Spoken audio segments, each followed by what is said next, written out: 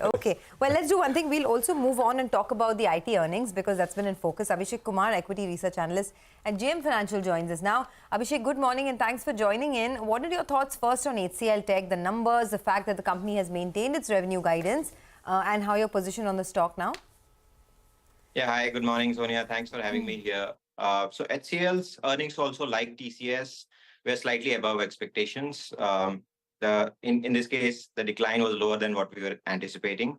And also they did slightly better on margins. However, they have maintained the full year guidance at 3 to 5% and also for margin guidance 18 to 19%.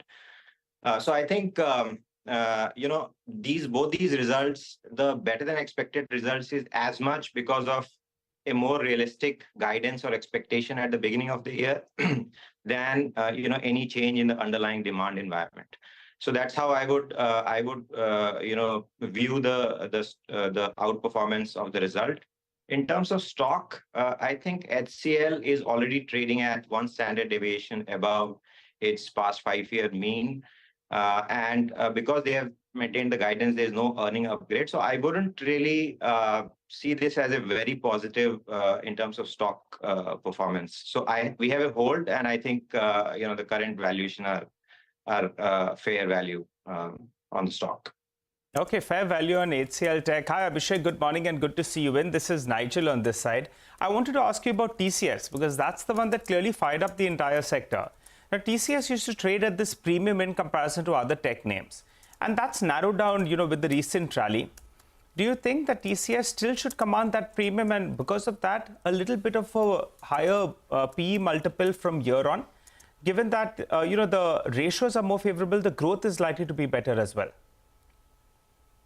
Yes, so you're right. TCS has traded at a premium to other large cap peers. But, when the demand environment improves and the discretionary spend comes back, that is when I think that premium kind of narrows. TCS is a much better play in bad times because it has a very steady ship, whether it is top line or margins. And also, in terms of just growth acceleration into FY26, we believe the acceleration for someone like an Infosys or a Wipro would be faster. TCS would be slightly lower also because the BSNL deal, which is contributing to the growth this year, will be absent next year. So that becomes a headwind. So I think, the narrow of, premium at this stage is sort of justified in my mind. Abhishek, hi, morning. Just a two-part question. From here, playing the results point of view, or if we are in a bit of a move up, what are the best ways to make money? What stocks to your mind? And second, both, to my mind, both TCS and HCL Tech, they didn't really it was not a blowout number or anything. There was no real big change in commentary from the TCS management. I spoke to them, asking them specifically if they'd be willing to call out a turn in underlying demand conditions by the end of the year. Well, they were not. And of course, we know the HCL numbers now. So unless Infi on Thursday does something spectacular, do you think this is more of a tactical kind of a move that we are in, if this is that? I would tend to agree with that. I think, and we saw this in January after the Q3 results. There were beats and, all the stocks rallied. Yeah. But it didn't translate into earning upgrades later on. And that's when we saw, the correction in the stock.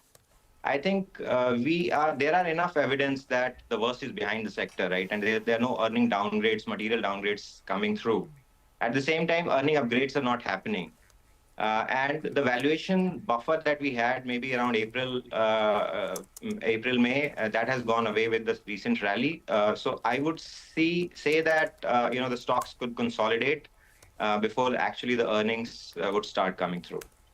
Okay, thanks a lot for joining in and have a great week. That is the word on the IT space, and looks like the worst seems to be over, at least from a market standpoint.